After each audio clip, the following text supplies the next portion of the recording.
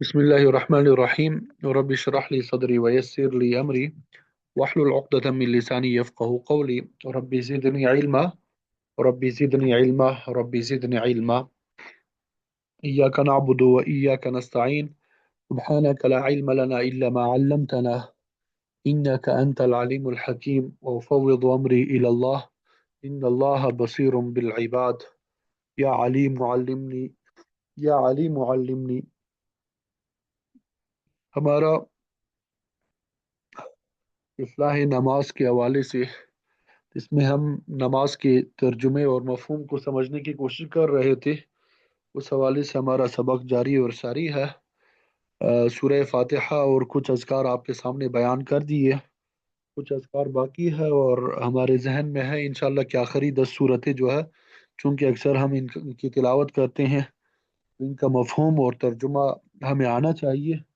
تو ہم آج سورہ فیل سے آغاز کریں گے۔ آج کوشش کریں گے سورہ فیل اور سورہ قریش، ان کا ترجمہ اور ان کی تفسیر جو ہے مختصراً آپ کے سامنے بیان کر دیں گے۔ ترجمہ اور تفسیر پڑھنے سے پہلے سب سے پہلے ہم تلاوت کر لیں گے، اور تلاوت کرنے کا مقصد بھی یہی ہے کہ ہم اپنے تلفظ کو بھی درست کریں، تلفظ کی طرف بھی ہماری توجہ جو ہے وہ ہونی چاہیے۔ میں تلاوت کرنے لگا ہوں، آپ توجہ سے سنیے گا۔ اعوذ باللہ من الشیطان الرجیم، بسم اللہ الرحمن الرحیم۔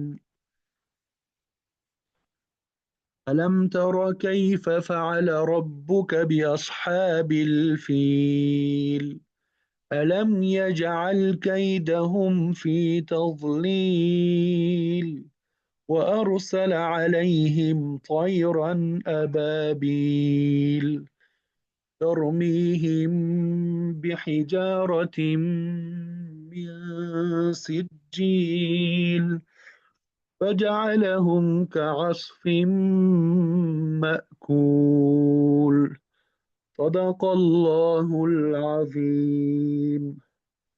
الحمد للہ بھی آپ کے سامنے سورۃ الفیل ترجمہ، سورۃ الفیل کی تلاوت کرنے کی سعادت حاصل ہوئی۔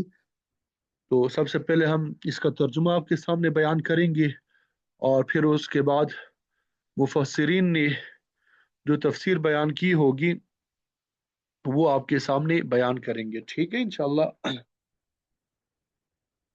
علم ترا، علم ترا اس کا معنی ہوتا ہے کیا تو نے نہیں دیکھا۔ علم ترک، کیا آپ نے نہیں دیکھا۔ علم ترا، کیا آپ نے نہیں دیکھا۔ کیف فعل، کیف فعل، کیف کا معنی ہوتا ہے کیسے، فعل کیا، فعل کا معنی کیا ہوتا ہے کیسے کیا، ٹھیک ہے۔ علم ترا کیف فعل، کیا آپ نے نہیں دیکھا یہ کیا سلوک کیا۔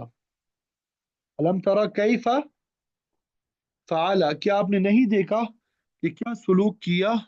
ربو کا، ربو کا ماں کا معنی ہے تیرے رب نے، آپ کے رب نے۔ یہ اصحاب الفیل، اصحاب کا معنی ہوتا ہے والا، ٹھیک ہے۔ الفیل ہاتھی والوں کے ساتھ۔ کیا نہیں دیکھا تو نے، کیا سلوک کیا تیرے رب نے ہاتھی والوں کے ساتھ۔ کیا آپ نے نہیں دیکھا کہ آپ کے پروردگار نے ہاتھی والوں کے ساتھ کیسا سلوک کیا، کیا کام کیا۔ علم یجعل، علم یجعل کیا نہیں بنائی، کیدہم ان کی تدبیر کو، فی تضلیل، یہ لفظ فی لکھا ہوا یہاں پہ غلط لکھا ہے، فونٹ کا غالباً مسئلہ ہے۔ فی تضلیل، تضلیل کا معنی ہوتا ہے گمراہی میں، لیکن اس کا یہاں پہ مفہومی ترجمہ کریں گے کہ اللہ تعالیٰ نے ان کی تدبیریں جو ہیں وہ بیکار نہیں کر دی، کیا نہیں اس نے کر دیا ان کی چال کو، ان کی تدبیر کو بیکار میں، یعنی اللہ تعالیٰ نے ان کی تدبیریں بیکار نہیں کر دی۔ وَأَرْسَلَ، بیچ دیا، ارسلہ اور بیچ دیا، علیہم ان پر، طیرن پرندے کو کہتے ہیں ابابیل، ابابیل نام ہے اس کا، اور اس نے بھیجے ان پر پرندے جھنڈ کے جھنڈ. اللہ تعالیٰ نے ان پر پرندے جو ہے وہ جھنڈ کے جھنڈ کی شکل میں بھیج دیے. ترمیہم بحجارت من سجیل. ترمی، رما یرمی کا معنی ہوتا ہے پھینکنا، برسانا، جمرات کی رمی کرنا، پتھر مارنے کو کہتے ہیں، ٹھیک ہے. ترمیہم، وہ برسا رہے تھے، بحجارت، پتھر، من سجیل، مضبوط کنکروں کی بنی ہوئی. اور وہ پرندے جو تھے ان پہ پتھر برسا رہے تھے مضبوط کنکروں کی. فجعلہم، پھر اللہ تعالیٰ نے بنا دیا ان کو کعصف مأکول، بوس کی طرح، کائے ہوئے بوس کی طرح. عصف کا معنی ہوتا ہے بوس، مأکول کائے ہوئے. اور اللہ تعالیٰ نے ان کو کر دیا کائے ہوئے بوس کی طرح. اور اللہ تعالیٰ نے ان کو کر دیا کائے ہوئے بھوس کی طرح.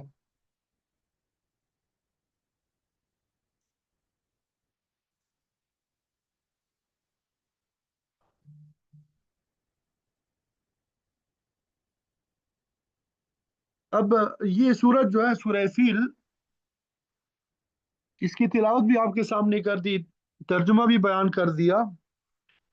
مختصراً اس کی تفسیر اور تشریح آپ کے سامنے عرض کریں گے. اللہ رب العزت اپنی رضا کے مطابق صحیح طریقے سے بیان کرنے کی توفیق نصیب فرما دیں. اس سورت کا نام جو ہے سورت الفیل ہے، اور آپ سب کو معلوم ہے کہ یہ ایک واقعے سے متعلق ہے. یہ کیا ہے؟ ایک واقعے سے متعلق ہے جو آپ صلی اللہ علیہ وسلم کی ولادت بعد سعادت سے کچھ عرصہ قبل پیش آیا.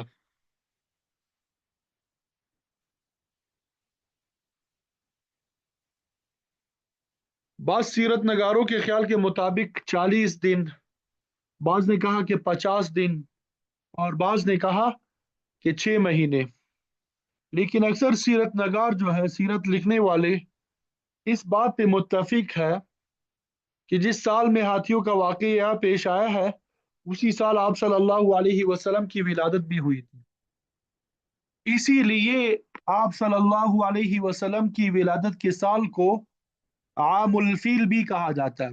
یعنی جس سال آپ صلی اللہ علیہ وسلم کی ولادت ہوئی اس کو عام الفیل بھی کہا جاتا ہے، یعنی جس سال ہاتھیوں کا واقعہ پیش آیا. اور اس کا پس منظر یہ ہے کہ یمن کا ایک حاکم تھا جس کا نام ابراہہ تھا، عیسائی مذہب سے تعلق رکھتا تھا. اس نے یمن کے اندر ایک بڑا شاندار کنیسہ بنایا تھا، بہت بڑا وہ اونچا تھا، اور اس طرح کی دوسری عمارت اس زمانے میں دور دور تک موجود نہیں تھی. اس نے اپنے مذہب کے مطابق عبادت کرنے کے لیے یہ کنیسہ اور گرجا بنایا، اور اس کو طرح طرح کی چیزوں سے مزین کیا، یہاں تک کہ ہیرے جواہرات اور سونے چاندی کی چیزیں بھی اس کے اندر لگا دیں. اور اس نے یہ کنیسہ اس لیے بنایا تھا تاکہ جو لوگ حج اور عمرہ اور طواف کے لیے بیت اللہ کا سفر کرتے ہیں، بیت اللہ کے سفر سے رک جائے، مکہ مکرمہ نہ جائے، بلکہ یمن میں آئے اور اس کے کنیسہ میں عبادت کرے. اسلام سے پہلے بھی مکہ مکرمہ اور بیت اللہ تمام لوگوں کی عبادت کا مرکز تھا. مختلف قبائل کے لوگ دور دراز سے سفر کر کے مکہ آیا کرتے تھے، بیت اللہ کا طواف کیا کرتے تھے. مشرکین مکہ بھی طواف کرتے تھے، بلکہ باقاعدہ حج ہوتا تھا، کیونکہ یہ تو سارا سلسلہ حضرت ابراہیم علیہ السلام کے زمانے سے چلا آ رہا تھا. حضرت ابراہیم علیہ السلام کے بعد جتنے انبیاء علیہ السلام آتے رہے وہ سب، اور حضرت موسیٰ اور عیسیٰ علیہ السلام کے زمانے تک لوگ حج اور عمرہ ادا کرتے رہے. ان کی شریعتوں کے اندر طواف، عمرہ اور حج کی عبادت کی تعلیم باقی رہی، اور ان تمام انبیاء علیہ السلام کے زمانے میں ان کی امتیں مسلسل اس حکم پہ عمل کرتی رہی. سب امتیں بیت اللہ آتی رہی، طواف کرتی رہی، حج اور عمرہ ہوتا رہا.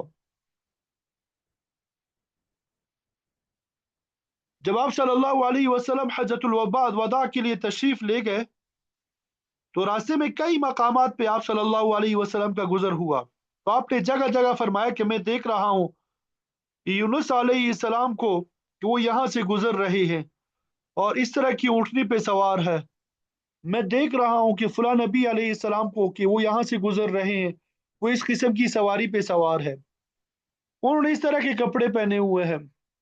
تمام انبیاء علیہ السلام جو مکہ مکرمہ آتے رہے، حج کرتے رہے، حاضری دیتے رہے، ان سب کا نقشہ آپ صلی اللہ علیہ وسلم کو دکھایا جاتا رہا، اور آپ صلی اللہ علیہ وسلم نے صحابہ رضوان اللہ تعالی علیہ مجمعین کو یہ باتیں بتلائیں۔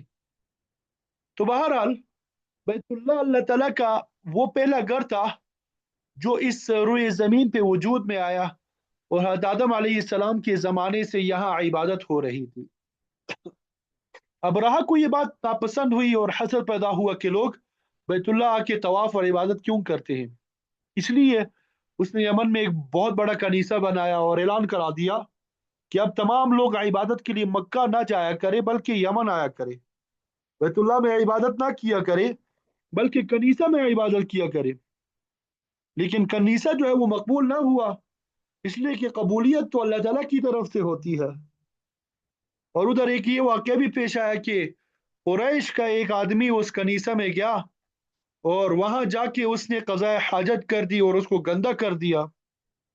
اور دوسرا واقعہ یہ پیش آیا کہ اس کنیسہ کے قریب سے قبیلہ قریش کے کچھ لوگوں کا قافلہ گزرا، اور رات ہونے کی وجہ سے وہ قافلہ کنیسہ کے قریب ٹھہرا، انہوں نے آگ جلائی، تیز ہوا چل رہی تھی جس کی وجہ سے آگ کنیسہ کے کچھ حصے میں لگ گئی اور کنیسے کا کچھ حصہ جل گیا تھا۔ جب یہ دو واقعے پیش آئے تو ابرہہ نے قسم اٹھا لی کہ میں خدا کی قسم کھاتا ہوں اب میں مکہ مکرمہ جاؤں گا اور جا کر اس قصے کو ختم کروں گا، بیت اللہ ہی کو نعوذ باللہ من ذالک ختم کر دوں گا۔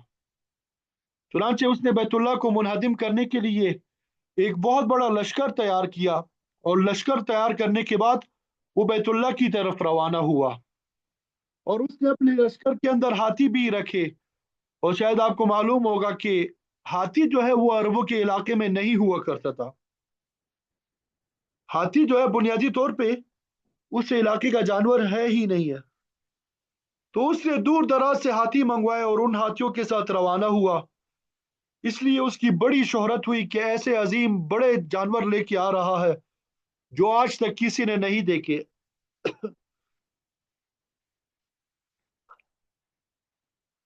بات سمجھ آ گئی؟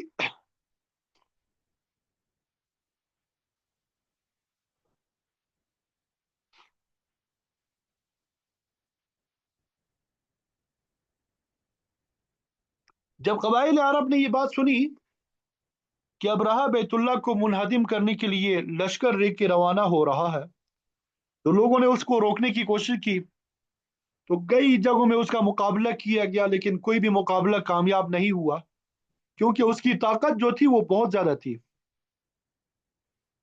اس کی طاقت بہت زیادہ تھی، وہ سب لشکروں کو رونتا ہوا، سب علاقوں کو فتح کرتا ہوا بیت اللہ کی وادی محصر میں کے قریب جو ہے وہ پہنچ گیا، جو کہ مینا اور مزدلفہ کے درمیان ہے۔ آپ لوگ جو عمرہ کرنے گئے ہیں یا حج کی سعادت آپ سب کو اللہ تعالیٰ نے نصیب فرمائی ہے، اللہ رب العزت ہم سب کو بار بار نصیب فرمائے۔ تو مینا اور مزدلفہ کے درمیان یہ وادی ہے، ٹھیک ہے، وادی محصر۔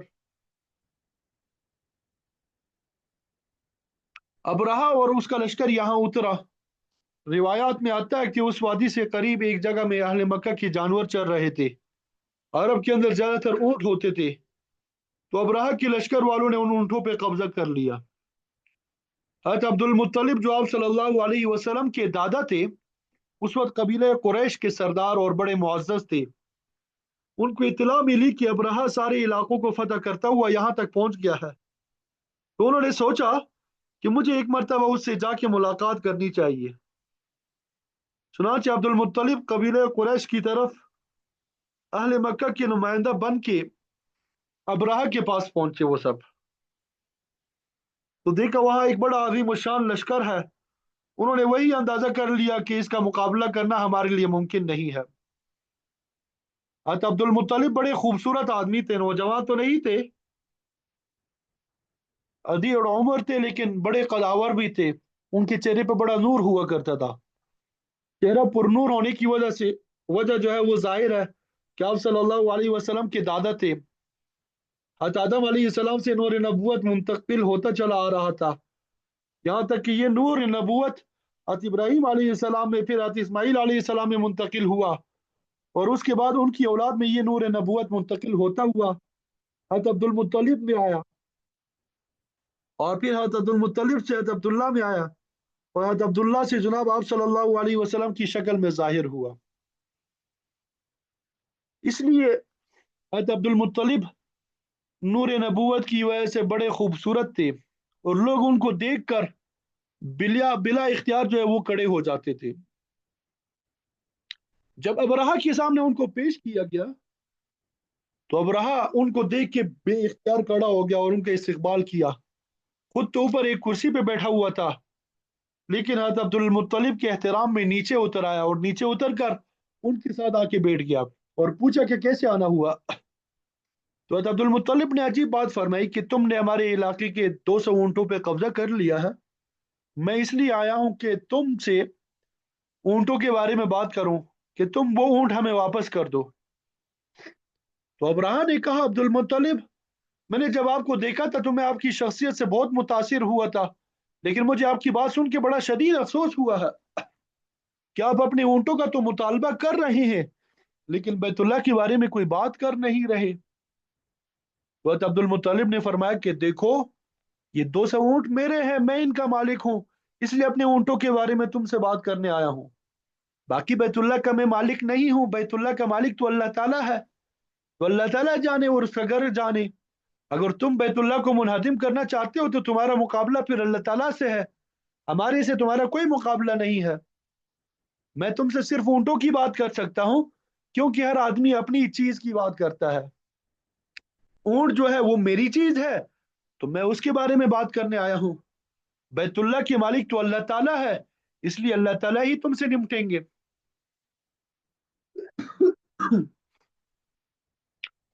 ابراہ نے کہا کہ اونٹوں کا تو مسئلہ ہی کوئی نہیں ہے، میں تو اونٹوں کے لیے آیا ہی نہیں۔ یہ کہہ کے اس نے اونٹ واپس کر دیے، اور پھر کہا کہ ٹھیک ہے، اب بیت اللہ کا مسئلہ صاف ہو گیا۔ چنانچہ عبد المطلب اونٹ لے کے واپس پہنچے۔ انہوں نے قبیلہ قریش اور اہل مکہ کے لوگوں سے کہا کہ اب میں یہاں سے نکل چلو، اب یہاں سے ہم سب کو نکل جانا چاہیے، کیونکہ ہم ابراہ اور اس کے لشکر کا مقابلہ نہیں کر سکتے۔ اس کا لشکر دیکھ کے آیا ہوں، ہمارے پاس اتنا ساز و سامان اور اتنی طاقت نہیں ہے کہ ہم ان کا مقابلہ کر سکیں، تو خواہ مخواہ اپنے کو ہلاکت میں ڈالنے سے کیا فائدہ۔ میری رائے یہی ہے کہ تم گاٹھیوں میں اور نیچے کی طرف بھی نہ رہو، کیونکہ اس کی لپیٹ میں آ سکتے ہو۔ تم اتنی اوپر چلے جاؤ کہ تم ان کی لپیٹ میں بھی نہ آؤ، تم اپنی جان مال اور آبرو کی حفاظت کر لو۔ والے مکہ نے ایسا ہی کیا۔ ادھر ابراہ کا لشکر تیار ہو کے آگے بڑھا تو روایت میں آتا ہے کہ ابراہ کا ایک خاص ہاتھی تھا جس کا نام محمود تھا، وہ بیٹھا ہوا تھا، اس کو اٹھایا گیا تو اس نے اٹھنے سے انکار کر دیا، تو زبردستی اس ہاتھی کو کڑا کیا گیا۔ جب ہاتھی کو مکہ مکرمہ کی طرف چلانا چاہتے تو وہ نہیں چلتا، یمن کی طرف واپس لے جانا چاہتے تو چلنا شروع کر دیتا، شام کی طرف لے جانا چاہتے تو شام کی طرف بھی چلنا شروع کر دیتا، کسی اور جانب چلانا چاہتے تو اس جانب چلنا شروع کر دیتا۔ یہ منظر دیکھ کر لوگوں کو بڑی حیرانی ہوئی۔ ابھی یہ واقعہ ہو ہی رہا تھا کہ اچانک دیکھا گیا کہ پرندے آ رہے ہیں، اور وہ پرندے ایسے کہ اس وقت تک اس علاقے میں دیکھے ہی نہیں گئے تھے، اور نہ بعد میں ایسے پرندے دیکھے گئے، اور ان میں سے ہر پرندے کی چونچ میں ایک اور اس کے پنجوں میں دو کنکریاں تھی، اور وہ کنکریاں جو ہے وہ بھی عجیب قسم کی تھی۔ وہ پرندے آئے، ابراہ کے لشکر پہ پھیل گئے، انہوں نے وہ کنکریاں چھوڑنی شروع کر دی۔ تو مفسرین نے، محدثین نے، سیرت نگاروں نے لکھا ہے وہ کنکریاں ایسی پڑتی تھی کہ جسم کے اندر گھستی چلی جاتی تھی، جسم کو پاٹتی چلی جاتی تھی، اور ان کنکریوں سے ایسی تباہی پھیلی کہ پورا کا پورا لشکر تباہ ہو گیا۔ کچھ لوگ بچ گئے، کچھ لوگ وہی ہلاک ہو گئے، اور کچھ لوگ اتنے زخمی ہوئے کہ جن کے لیے بعد میں چلنا پھرنا بھی مشکل ہو گیا۔ عائشہ رضی اللہ تعالیٰ عنہ فرماتی ہے کہ میں نے اپنی آنکھوں سے ہاتھیوں کے دو محافظوں کو دیکھا کہ وہ مکہ کے بازاروں میں بھیک مانگ رہے تھے، ان کے ہاتھ اور پاؤں گلے ہوئے تھے اور ان کے جسم میں کیڑے پڑے ہوئے تھے، وہ چلنے کے قابل بھی نہیں تھے۔ تو اس طریقے سے ابرہہ کا پورا لشکر تباہ ہو گیا۔ ابرہہ زندہ تو رہا لیکن سخت زخمی ہو گیا، چنانچہ اس کو لے جایا گیا اور ابھی یمن پہنچا ہی تھا کہ یمن پہنچتے ہی وہ بھی زخموں کی وجہ سے مر گیا۔ اب ظاہر ہے کہ یہ بڑا عجیب و غریب واقعہ تھا۔ ہاتھی جیسے بڑے بڑے جانور اور اتنا بڑا لشکر جو بڑے ساز و سامان سے مسلح اور طاقتور لوگوں پہ مشتمل تھا، چھوٹی چھوٹی کنکریوں سے اتنے برے طریقے سے زخمی ہو گیا کہ اپنے ارادے پورے نہ کر سکا۔ اور یہ واقعہ صرف ایک دو آدمیوں نے نہیں دیکھا، بلکہ قریب کے سارے لوگوں نے دیکھا، اور اس واقعے کی دور دور تک شہرت پھیل گئی۔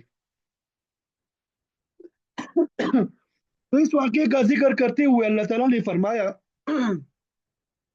الم تر کیف فعل ربک باصحاب الفیل، کیا آپ نے نہیں دیکھا کہ آپ کے پروردگار نے ہاتھی والوں کے ساتھ کیا کیا، کیا سلوک کیا۔ یہاں پہ سورت کے شروع میں فرمایا گیا الم ترا، الم ترا، کیا آپ نے نہیں دیکھا۔ یہ بھی ہو سکتا ہے کہ یہ خطاب آپ صلی اللہ علیہ وسلم کو ہو، اور یہ بھی ہو سکتا ہے کہ یہ خطاب ہر اس امتی کو ہو جو قرآن کا مخاطب ہے، اس کو یہ خطاب ہو رہا ہو۔ اگر صرف آپ صلی اللہ علیہ وسلم کو خطاب ہے تو اشکال پیدا ہوگا، سوال پیدا ہوگا کہ یہ کیوں فرمایا گیا کہ کیا آپ نے نہیں دیکھا، حالانکہ آپ صلی اللہ علیہ وسلم نے نہیں دیکھا تھا، کیونکہ آپ کی ولادت سے کچھ دن پہلے یہ واقعہ ہو چکا تھا۔ تو اس سوال کا جواب یہ ہے کہ یہ بھی بلاغت کا قاعدہ ہے، فصاحت و بلاغت کا قاعدہ ہے کہ جو بات بہت یقینی ہو، 100% سچ اور درست ہوتی ہے، اس کو دیکھنے ہی سے تعبیر کیا جاتا ہے۔ جیسے کہتے ہیں کہ کیا آپ نے نہیں دیکھا کہ ورلڈ ٹریڈ سینٹر میں کیا ہوا تھا، کیا آپ نے نہیں دیکھا تھا کہ فلسطین میں کیا ظلم ہوا، حالانکہ ہم نے اپنی آنکھوں سے نہیں دیکھا، نہیں دیکھا لیکن پھر بھی دیکھا، کیونکہ اس کا علم بہت یقینی ہے، اس کے دیکھنے والے اتنے سارے ہیں کہ اس کا انکار کرنا ممکن ہی نہیں ہے۔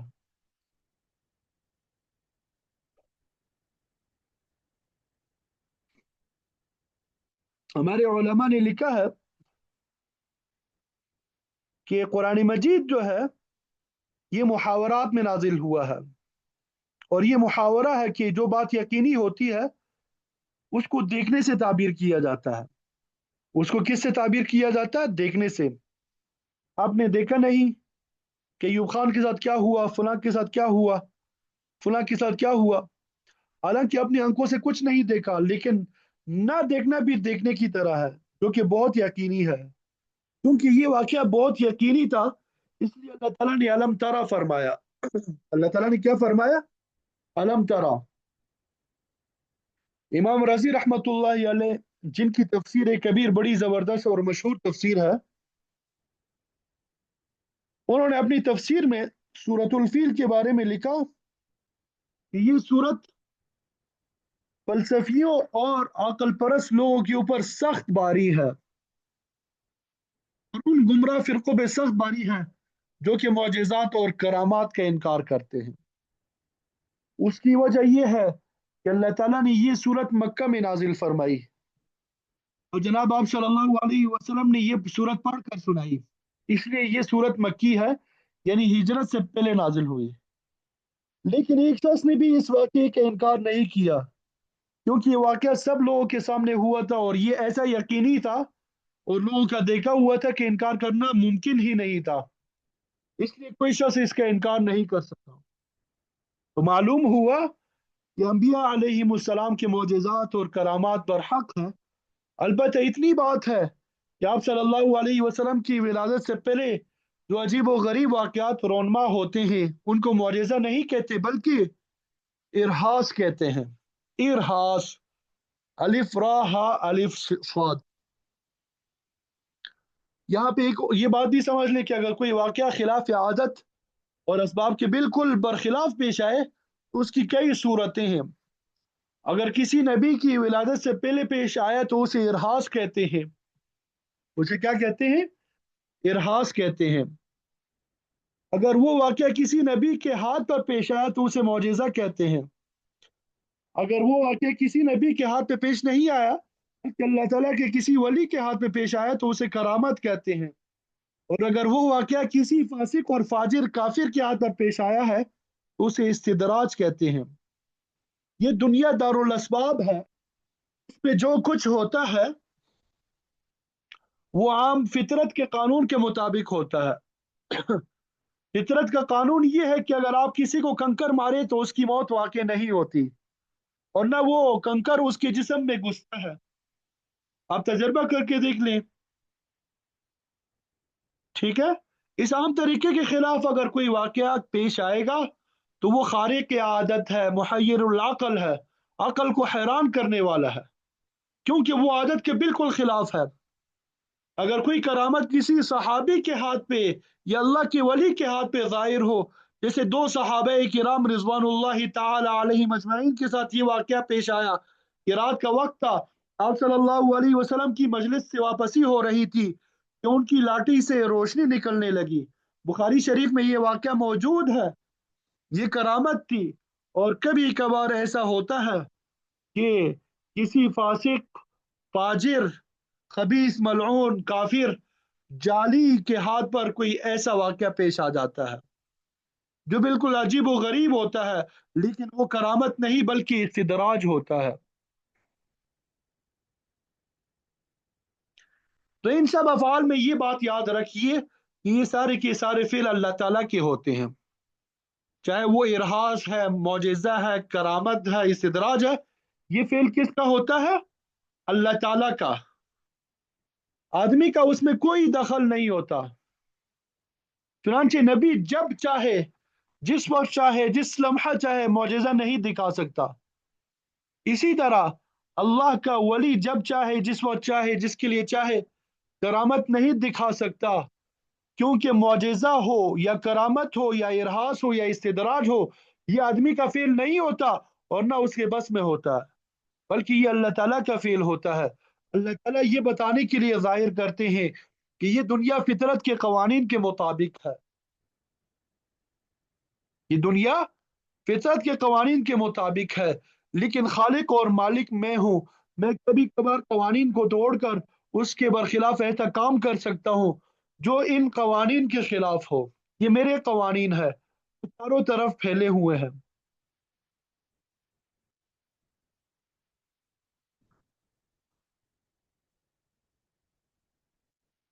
तो अल्लाह रब्बुल इज़्ज़त जो फितरत के खिलाफ वाक़यात पेश फरमाते हैं, इनमें बड़ी हिकमतें होती है। मसलन इरहास में ये हिकमत होती है कि पहले से बता दिया जाता है कि एक बड़ा वाक़या पेश आने वाला है। जैसा कि असहाब फील का वाक़या है, इसी तरह मौजिज़ा में बड़ी हिकमतें होती है। इसमें लोगों को बताया जाता है कि अल्लाह के नबी नबी बरहक है। तो क़यामत में ये बतलाया जाता है कि फलां मेरा मकबूल बंदा है। लेकिन इस इदराज का मतलब ये है कि किसी फासिक और फाजिर की आदत पर एक ऐसी बात ज़ाहिर हो जाती है जो अक़ल को हैरान कर देती है, मगर सख्त आजमाइश होती है। और इसमें हिकमत ये होती है कि फासिक, फाजिर और काफिर को अल्लाह ताला डील देते हैं ताकि एक दफ़ा खूब ही मज़ा जो है वो चख ले दुनिया का और फिर आखिरत में उसको सजा देंगे।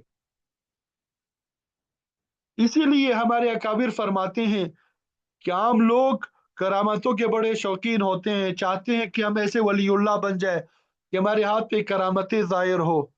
और आमतौर पे बहुत दीनदार लोगों की भी ये ख्वाहिश होती है कि हमारे हाथ पे करामतें ज़ाहिर होनी चाहिए, कि हम, क्योंकि हम तो बहुत नेक होते हैं, इसलिए करामतें ज़ाहिर होनी चाहिए। لیکن جو حقیقی معنی میں اللہ والے ہوتے ہیں وہ اپنے اوپر کرامتوں کے ظہور سے ڈرتے ہیں کہ کہیں یہ استدراج نہ ہو۔ ایک لطیفہ ہے، آپ لوگوں نے بھی سنا ہوگا، عربوں کا ایک مقولہ جو ہے وہ مشہور ہے، الحائق اذا صلى ركعتين انتظر الوحی، الحائق اذا صلى ركعتين انتظر الوحی، کہ جولاہا جب 2 رکعتیں پڑھ لیتا ہے تو وہ وحی کا انتظار شروع کر دیتا ہے۔ وہ کیا کرتا ہے؟ وحی کا انتظار کرنا شروع کر دیتا ہے۔ میں نے 2 رکعت نماز بڑی خشوع خضوع سے پڑھ لی، اب میں بہت بزرگ ہو گیا ہوں، اب مجھ پہ وحی آنی چاہیے۔ تو اس طرح ہم لوگوں کا حال یہ ہے کہ ہم نے تھوڑی بہت نیکی کی، حالانکہ ہم نے نیکی کیا کی، بلکہ اللہ تعالیٰ نے ہمیں نیکی کرنے کی توفیق عطا فرمائی، لیکن ہماری کمظرفی ہے کہ ہمارے ذہن میں یہ خیال پیدا ہونے لگتا ہے جب ہمارے ہاتھ پہ کرامتیں ظاہر ہونی چاہیے، حالانکہ میں نے آپ کو بتایا کہ بھائی یہ کرامتیں جو ہے یہ اللہ تعالیٰ کا فعل ہے، انسان کے اختیار میں نہیں ہے۔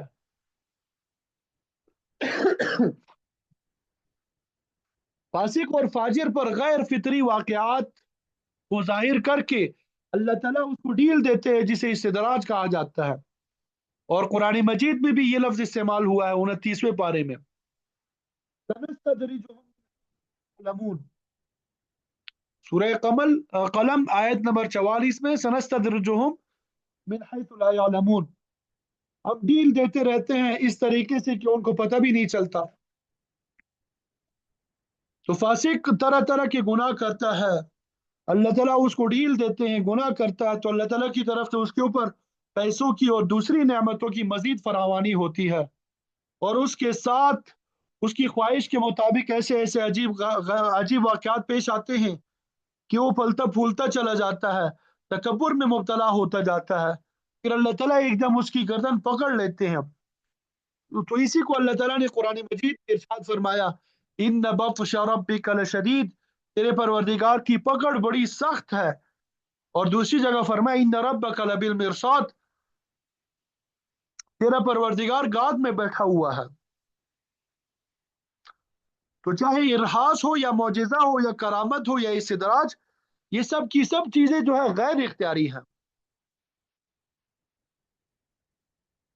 ہمارے استاد محترم مفتی محمود اشرف عثمانی صاحب نور اللہ مرقدہ، ان کے پیر اور بزرگ تھے حاجی شریف صاحب رحمۃ اللہ علیہ، وہ فرمایا کرتے تھے کہ کرامتیں اللہ تعالیٰ کی نعمت تو ہے، لیکن ان سے اللہ تعالیٰ کے قرب میں بالکل اضافہ نہیں ہوتا، اور آدمی ایک مرتبہ سبحان اللہ یا الحمدللہ کہہ دے تو اللہ تعالیٰ کا قرب نصیب ہوتا ہے، کلمہ پڑھ لے یا اللہ تعالیٰ کا ذکر کر لے تو اللہ تعالیٰ کا قرب نصیب ہوتا ہے، کرامت سے کوئی قرب نصیب نہیں ہوتا، کیونکہ کرامت غیر اختیاری چیز ہے، قرب جو ہے ہمیشہ اختیاری چیز پر ہوتا ہے، ہم گناہوں سے بچیں گے یا تلاوت کریں گے یا کوئی اور عبادت کریں گے تو اللہ تعالیٰ کا قرب نصیب ہوگا۔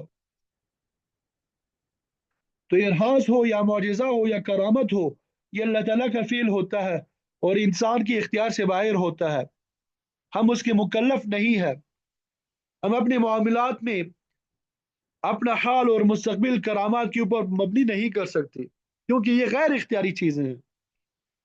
فرض کر لیں کہ آپ اعلیٰ درجے کے ولی اللہ ہیں، اور آپ فرض کر لیں کہ آپ سے بڑا اس دنیا میں کوئی ولی اللہ بھی نہیں ہے، لیکن پھر بھی یہ ضروری نہیں ہے کہ آپ کے ہاتھ میں کرامت ظاہر ہو، اس لیے کہ کرامت میں آپ کے عمل کا کوئی دخل ہی نہیں ہے، کرامت جو ہے یہ تو غیر اختیاری چیز ہے، ہو سکتا ہے کہ اللہ تعالیٰ کی طرف سے کرامات کا ظہور ہو جائے، اور ہو سکتا ہے کہ ایک کرامت کا بھی ظہور نہ ہو۔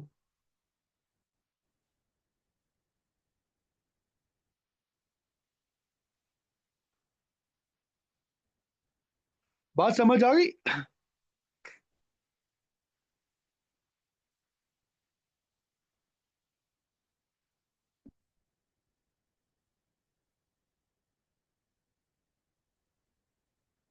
جب آپ صلی اللہ علیہ وسلم جہاد کے لیے تشریف لے جاتے تھے तो अपनी सारी कोशिशें जमा करते थे, प्लानिंग करते थे कि कहाँ से चलना है, कहाँ से निकलना है, किसको खबर करनी है, किसको खबर नहीं करनी, कौन कौन से हथियार मौजूद है। लोगों के बारे में तय करते थे कि कौन आगे रहेगा, कौन पीछे रहेगा, कौन दाएं रहेगा, कोई बाएं रहेगा। आप सल्लल्लाहु अलैहि वसल्लम ये सब क्यों करते थे? क्योंकि ये सब असबाब है। ये क्या है ये सब? ये असबाब, आप सल्लल्लाहु अलैहि वसल्लम जिहाद से पहले असबाब इख्तियार किया करते थे।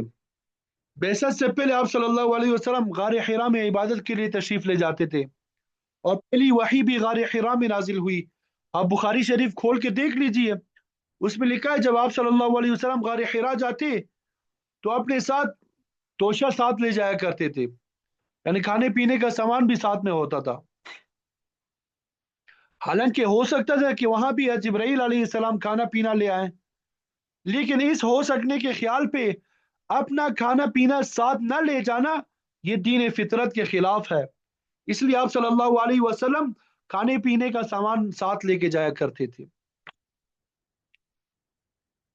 अहले यमन हज के लिए आते थे, कहते थे हम अपने साथ कोई तोशा नहीं लाएंगे, यानी खाने पीने का सामान नहीं लाएंगे, क्योंकि हम अल्लाह ताला के मेहमान हैं। आजकल भी कुछ लोग कहते हैं, आपने कुछ लोगों से सुना भी होगा कि हम अल्लाह के घर जा रहे हैं, हम अल्लाह ताला और उसके रसूल सल्लल्लाहु अलैहि वसल्लम के मेहमान हैं, इसलिए कुछ साथ लेके नहीं जाएंगे। यही बात अहले यमन के बारे में मारूफ है। वो यही कहा करते थे कि हम अल्लाह ताला के मेहमान हैं, तोशा साथ लेके नहीं जाते थे।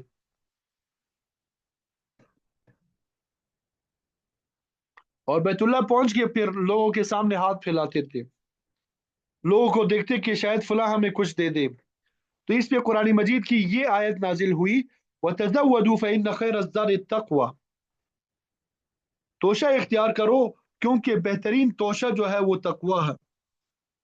इस आयत का मतलब ये है कि तुम जब हज के लिए जा रहे हो तो कवानीन फितरत और असबाब के उसूलों के मुताबिक खाना साथ लेके जाया करो, क्योंकि बेहतरीन तोशा जो है वो तकवा है। यानी लोगों के सामने अपने हाथ जो है मत फैलाओ। मांगना भी दो तरह का होता है, एक हाथ फैलाने का और एक खंखारने का। खंखारने का एक लतीफ़ा भी है। थानवी साहब रहमतुल्लाह अलैह ने अपने मवाइद में बयान फरमाया है, एक मौलाना साहब ने अपनी तकरीर में कहा कि जो अल्लाह ताला पे भरोसा करता है, अल्लाह ताला की उसके सारे उमूर में उसकी कफालत करते हैं, और ऐसी ऐसी जगहों से रिस्क अता फरमाते हैं जहां से उसको ख्याल भी नहीं होता।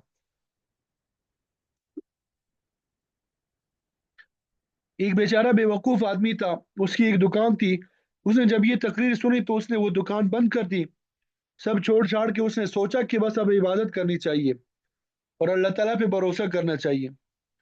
तो उसने एक कुएं के करीब अपना मुसल्ला बिछा दिया, इबादत शुरू कर दी कि खुद ब खुद रोटी आया करेगी। शायद आज जिब्राइल अलैहिस्सलाम या मिकाइल अलैहिस्सलाम लेके आएंगे। मालूम नहीं कि उसके जहन में क्या था, अपने साथ कुछ लेके भी नहीं आया था। लोग उस कुएं पे आते थे, पानी पी के चले जाते थे। कोई खाना भी वहां खाता था तो पानी निकालता और पीता था और आगे चला जाता था। तो इसी तरीके से 2-3 दिन गुजर गए। 3 दिन गुजरने के बाद ये शख्स भूख से नडाल हो गया, कमजोरी बढ़ने लगी। एक आदमी आया, उसने कुएं से पानी निकाला और खाना खाने लगा। ये शख्स दूर बैठा हुआ था, सब देख रहा था। उससे भूख बर्दाश्त नहीं हुई और उसने खाने वाले को देख के जोर से खंखारा। उस आदमी ने देखा कि बेचारा मुसल्ले पे बैठा हुआ है और मुंह जरा सा निकला हुआ है, शक्ल से लगता है कि फाका है। आदमी ने कहा कि आप तशरीफ लाइए और मेरे साथ खाने में शरीक हो जाए। तो खैर ये वहां से उठ के आदमी के साथ खाने में शरीक हो गया, और उसके बाद सीधा मौलवी साहब के पास गया और कहा कि मौलवी साहब, आपने कहा था कि आदमी तवक्कुल करे तो खाना मिलता है, मगर आपको ये भी कहना चाहिए कि थोड़ा सा खंखारना भी पड़ता है तब खाना मिलता है। तो अब ये खंखारना जो है ये मांगना है। तो अहले यमन भी यही किया करते थे कि तोशा वगैरह नहीं लाया करते थे। कभी तो हाथ फैला के मांगते थे और कभी खंकारते थे। तो खंकारना जो है ये भी मांगना है। इसीलिए हमारे अकाबिर और रहमतुल्लाहि अलैहिम ने लिखा है کہ توکل کا مطلب اب اسباب کو ختم کرنا نہیں ہے. جو یہ سمجھتا ہے کہ توکل کا مطلب اسباب کو ختم کرنا ہے تو وہ جاہل ہے، دین سے ناواقف ہے. توکل کا مطلب یہ ہے کہ اسباب کو اختیار کر کے اس پہ نظر مت کرو، یعنی اسباب پہ نظر مت کرو، اپنی نظر اللہ تعالیٰ پہ رکھو. آپ صلی اللہ علیہ وسلم سے ایک دیہاتی نے آ کے پوچھا، یا رسول اللہ میں اونٹ باندھ کے اللہ پہ توکل کروں یا اونٹ کو کھلا چھوڑ کے اللہ تعالیٰ پہ توکل کروں؟ آپ صلی اللہ علیہ وسلم نے فرمایا کہ پہلے اونٹ کو باندھ دو پھر اللہ تعالیٰ پہ بھروسہ کرو. آپ نے موٹر سائیکل باہر چھوڑ دی اور تالا بھی نہیں لگایا اور اللہ تعالیٰ پہ بھروسہ کر رہی ہیں. ٹھیک ہے، آپ کو اللہ تعالیٰ پہ بھروسہ ہے لیکن آپ نے اسباب اختیار نہیں کیے. آپ کو اسباب اختیار کرنے چاہیے. آپ ایک تالا لگائیں، بلکہ ایک کے بجائے دو لگائیں، اور پھر اس کے بعد اللہ تعالیٰ پہ بھروسہ رکھیں. اور یاد رکھیں کہ جو آدمی اسباب اختیار کر کے اللہ تعالیٰ پہ بھروسہ کرتا ہے اس کا توکل بڑا ہوا ہے، وہ زیادہ متوکل ہے. کیونکہ جس آدمی نے موٹر سائیکل کو تالا لگایا ہی نہیں، اگر وہ اللہ تعالیٰ پہ بھروسہ نہیں کرے گا تو اور کیا کرے گا؟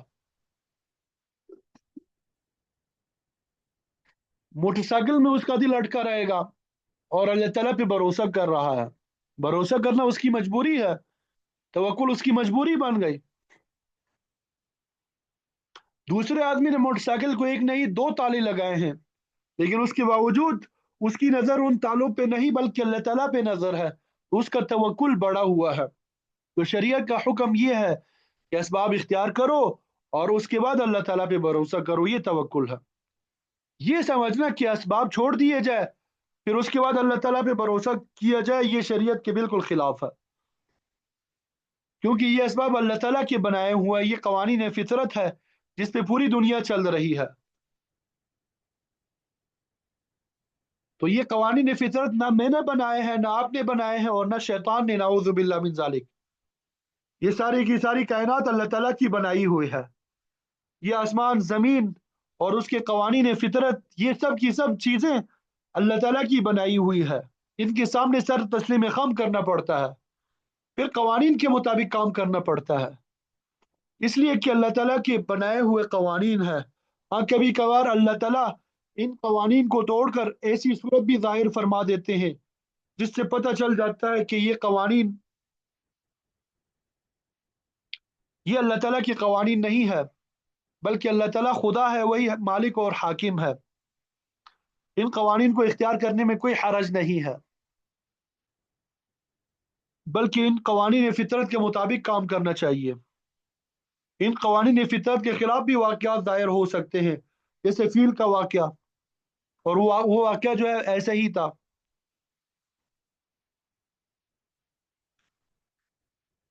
قرآن مجید نے اس سورت کی پہلی آیت میں اصحاب الفیل کہا، ارباب الفیل نہیں کہا. یعنی فیل کے ساتھی، اور ساتھی عام طور سے جب کہا جاتا ہے کہ اصل کوئی اور ہو اور اس کے ساتھی ادنا درجے کے ہو، یہ بادشاہ کے ساتھی ہیں، یہ فلاں کے ساتھی ہے، اصل شخصیت کوئی اور ہوتی ہے اور ساتھی اس کے کم درجے کے ہوتے ہیں. تو اللہ تعالیٰ نے اصحاب الفیل کہہ کے اشارہ کر دیا کہ ابرہہ کا ہاتھی اس کے لشکر سے بہتر تھا. ابرہہ کا جو ہاتھی تھا اس کے لشکر سے بہتر تھا، کیونکہ کم از کم وہ بیت اللہ کی طرف نہیں چلا، اس نے بیت اللہ کی طرف چلنے سے انکار کر دیا.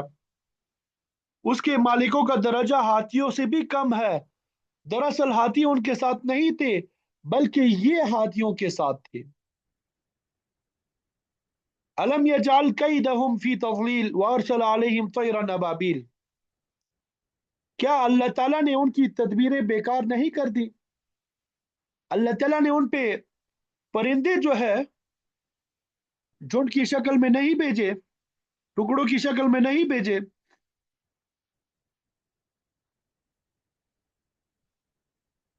طیر کا معنی ہوتا ہے پرندے، ابابیل کے معنی جھنڈ ٹکڑوں کی شکل میں. ہمارے ہاں ابابیل ایک پرندہ کہلاتا ہے. جب ہم یہ سورج پڑھتے ہیں تو ہو سکتا ہے کہ بعض لوگوں کے ذہنوں میں یہ خیال آئے کہ وہ پرندے جو ہے وہ ابابیل تھے. लेकिन अरबी में अबाबिल कहते हैं झुंड को। तो ये समझना गलत है कि वो परिंदे अबाबिल थे। तरमीहिम बिहिजारतिम मिन सिज्जील, और वो परिंदे जो है उन पे पत्थर बरसा रहे थे मजबूत कंकरों की। हिजारा का माना पत्थर, और सिज्जील के जो है दो माना किए गए हैं। एक माना यह है कि वो मजबूत किस्म का पत्थर जो मिट्टी को आग में पका के बनाया गया हो, और दूसरा माना ये कि सिज्जिल का लफ्ज सिज्जिल से निकला है, और सिज्जिल का माना रजिस्टर्ड के होते हैं, जैसे मुसज्जल कहा जाता है। और अभी में ये आजकल बड़ा इस्तेमाल होता है। यानी वो पत्थर ऐसे थे कि हर एक पत्थर पे उसका नाम लिखा हुआ था, जिस पत्थर पे वो बरसने वाला था। हर एक पत्थर पे उसका नाम लिखा हुआ था, जिस आदमी पे उसने गिरना था, तो वो पत्थर उसी पे गिरता था और उसकी मौत वाकई हो जाती थी। फजअलहुम कास्फिम माकूल, और अल्लाह ताला ने उनको कर दिया खाए हुए भूस की तरह। भूस को जब कोई जानवर खा ले तो वो रेजा रेजा और चूरा चूरा हो जाता है। इसी तरह पूरा का पूरा लश्कर टुकड़े टुकड़े और चूरा चूरा हो गया, और इस तरह अब्राहा और उसका लश्कर जो है तबाह और बर्बाद हो गया। तो इस सूरत से हमें ये सबक मिलता है कि इस दुनिया में वाकयात जो है कवानीन फितरत के मुताबिक होते हैं, लेकिन इस दुनिया में कवानीन फितरत के खिलाफ भी वाकयात होते हैं। उनका इनकार मुमकिन ही नहीं है और न इनकार किया जा सकता है। जैसा कि असहाब फील का वाकया, अल्लाह ताला ने पत्थरों की छोटी छोटी कंकरियों से हाथी वालों को हलाक कर दिया, और ये वाकया आप सल्लल्लाहु अलैहि वसल्लम की विलादत से कुछ अरसा पहले पेश आया।